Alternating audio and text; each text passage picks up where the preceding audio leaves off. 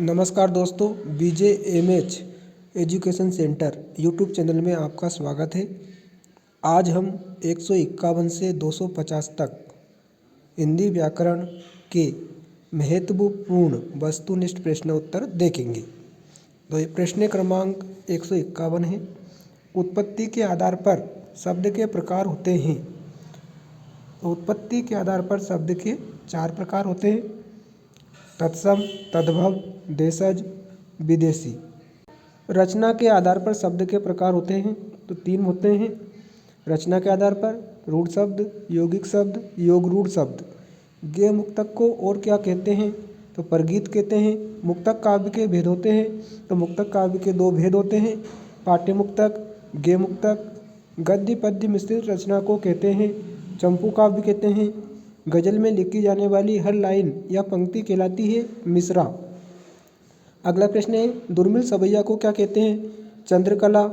बात का धनी होना मुहावरे का अर्थ है जुबान का पक्का होना। अगला प्रश्न देखते हैं हम, कंदा का तत्सम रूप क्या है? तो कंदा का तत्सम रूप स्कंद है। वह फटाफट गाड़ी पर चढ़ गया। इसमें फटाफट क्या है? तो यह रीतिवाचक क्रिया विशेषण है। ये लड़के दिन भर उधम मचाते हैं। वाक्य में दिन भर क्या है? तो यह कालवाचक क्रिया विशेषण है। 40 चौपाइयों वाली रचना को क्या कहते हैं? तो चालीसा कहते हैं। अगला प्रश्न है, रेखा चित्र को अंग्रेजी में क्या कहते हैं? स्केच। जिस समास का प्रथम पद विशेषण और दूसरा पद विशेष्य हो उसे कहते हैं, तो उसे कर्मधारय समास कहते हैं। जो दूसरों का उपकार मानता हो उसके लिए एक शब्द है कृतज्ञ। जो दूसरों का उपकार ना मानता हो कृतघ्न। किस पत्रिका के साथ हिंदी कहानी का जन्म माना जाता है? तो सरस्वती। पत्र कितने प्रकार के होते हैं? तो पत्र 2 प्रकार के होते हैं: औपचारिक पत्र, अनौपचारिक पत्र। औपचारिक पत्रों को शासकीय या कार्यालयीन पत्र कहते हैं और अनौपचारिक पत्रों को व्यावहारिक पत्र भी कहते हैं। तार सप्तक का प्रकाशन किसने किया? तो तार सप्तक का प्रकाशन अज्ञे ने किया, जिनका पूरा नाम सच्चिदानंद हीरानंद बादशाहन अज्ञे था। अगला प्रश्न है, रीति को काव्य की आत्मा किसने माना है? तो आचार्य वामन ने रीति को काव्य की आत्मा माना है। अगला प्रश्न है, रस को काव्य की आत्मा कहा है? तो केशवदास ने रस को काव्य की आत्मा कहा है। रामचंद्रिका रचना के रचनाकार हैं? तो रामचंद्रिका रचना के रचनाकार केशवदास हैं। रामचंद्रिका महाकाव्य है जिसमें 39 सर्ग 1717 छंद हैं। अगला प्रश्न है, विश्वनाथ मिश्र ने रीतिकाल को क्या नाम दिया? तो श्रृंगार काल। रीतिकाल को अलंकृत काल किसने कहा? तो मिश्र बंधुओं ने रीतिकाल को अलंकृत काल कहा है। संस्कृत साहित्य में रीति का क्या अर्थ है? विशिष्ट पद रचना। आचार्य रामचंद्र शुक्ल ने हिंदी साहित्य का इतिहास कितने वर्षों का लिखा है? तो 1000 वर्षों का। अगला प्रश्न है, किसके द्वारा लिखा गया हिंदी साहित्य का इतिहास सर्वमान्य है? आचार्य रामचंद्र शुक्ल द्वारा। आचार्य रामचंद्र शुक्ल ने हिंदी पद्य साहित्य के इतिहास को 4 भागों में बांटा है: आदिकाल, भक्तिकाल, रीतिकाल और आधुनिक काल, जो सर्वमान्य है। अगला प्रश्न है, हिंदी का पहला नाटक है नहुस, जिसके रचनाकार गोपाल चंद्र गिरिधर दास हैं। अगला प्रश्न है, महाकवि के नाम से प्रसिद्ध हैं? तो सूरदास जी। महाप्राण के नाम से कौन प्रसिद्ध हैं? निराला, जिनका पूरा नाम सूर्यकांत त्रिपाठी निराला है। कठिन काव्य का प्रेत किस कवि को कहा जाता है? तो केशवदास को कहा जाता है। हृदयहीन कवि कौन है? केशवदास। आधुनिक प्रेमचंद कौन है? जैनेन्द्र कुमार।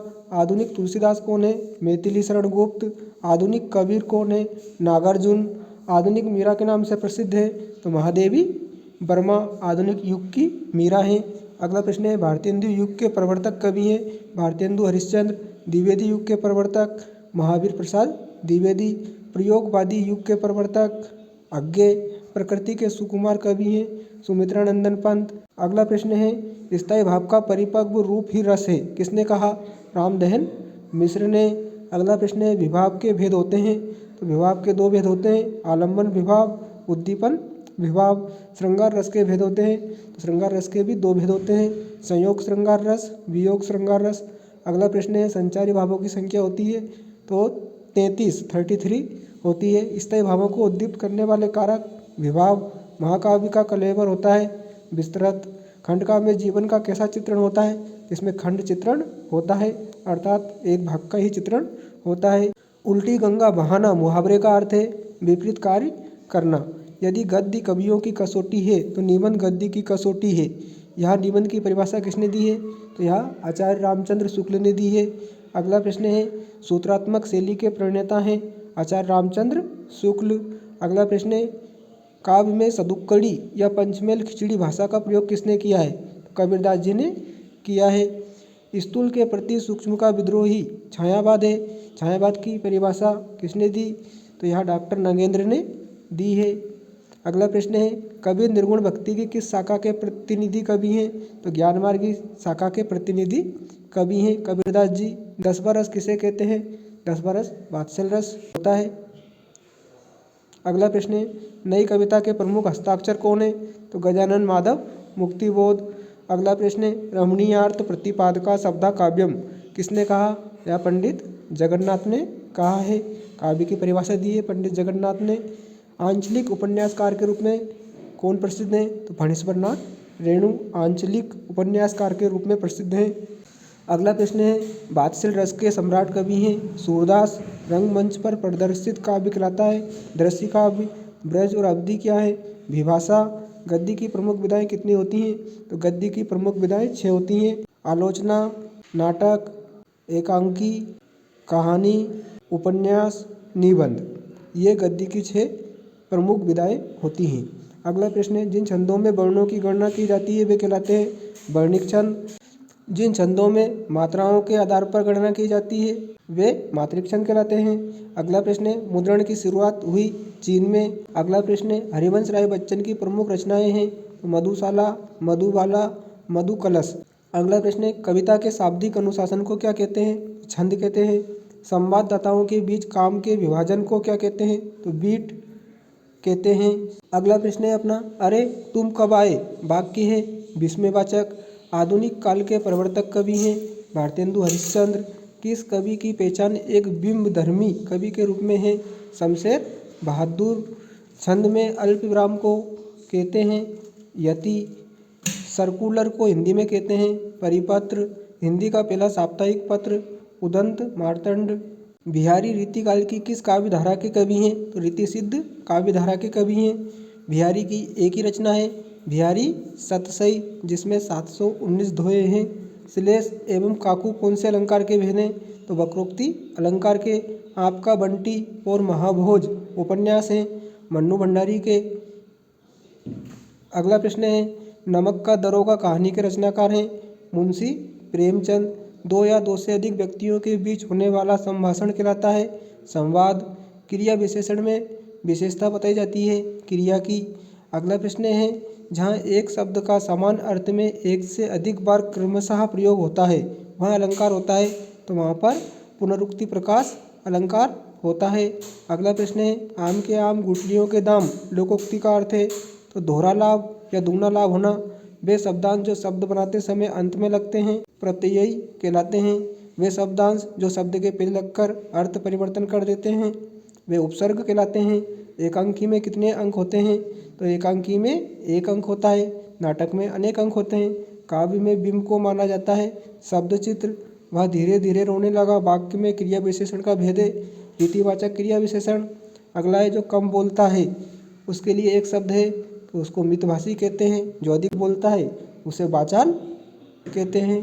अगला प्रश्न है, किस समास में प्रथम पद अव्ययी एवं प्रधान होता है? अव्ययी भाव समास में। अगला प्रश्न है, अपना हाथ जगन्नाथ लोकोक्ति का अर्थ है अपना कार्य अपने हाथ से करना। जो मीठी वाणी बोलता हो उसके लिए एक शब्द है मृदुभाषी। अगला, जिन वाक्यों से किसी कार्य के न होने का बोध होता हो उन्हें निषेधवाचक वाक्य कहते हैं। अगला प्रश्न देखते हैं, किस रस को रसराज या रसों का सम्राट कहते हैं? तो रस श्रृंगार रस को। अंगार उगलना मुहावरे का अर्थ है कठोर वचन कहना। लोग बलवान भी होते हैं वाक्य में निपात है तो भी। वाक्य में अतिरिक्त जोर देने के लिए जिन शब्दों का प्रयोग होता है वे निपात शब्द कहलाते हैं। अगला प्रश्न देखते हैं हम, गागर में सागर भरना मुहावरे का अर्थ है कम शब्दों में अपनी बात कहना। रीढ़ की हड्डी एकांकी के रचनाकार हैं जगदीश चंद्र माथुर। ईद का चांद होना मुहावरे का अर्थ है बहुत दिनों बाद दिखाई देना। अगला प्रश्न है, चारु चंद्र की चंचल किरणें खेल रही थी जलथल में। पंक्तियों में अलंकार है तो अनुप्रास अलंकार है। चा वर्ण की आवृत्ति बार बार हुई है। लोटा कैसा शब्द है? देशज शब्द। अगला प्रश्न है, कवि यह त्रि का शुद्ध रूप है तो कवित्री। 3 बेर खाती थी वे 3 बेर खाती है में कौन सा अलंकार है? तो यमक अलंकार है, जहाँ एक ही शब्द काव्य में एक से अधिक बार आए और प्रत्येक बार उसका अर्थ अलग अलग निकले, वहाँ पर यमक अलंकार होता है।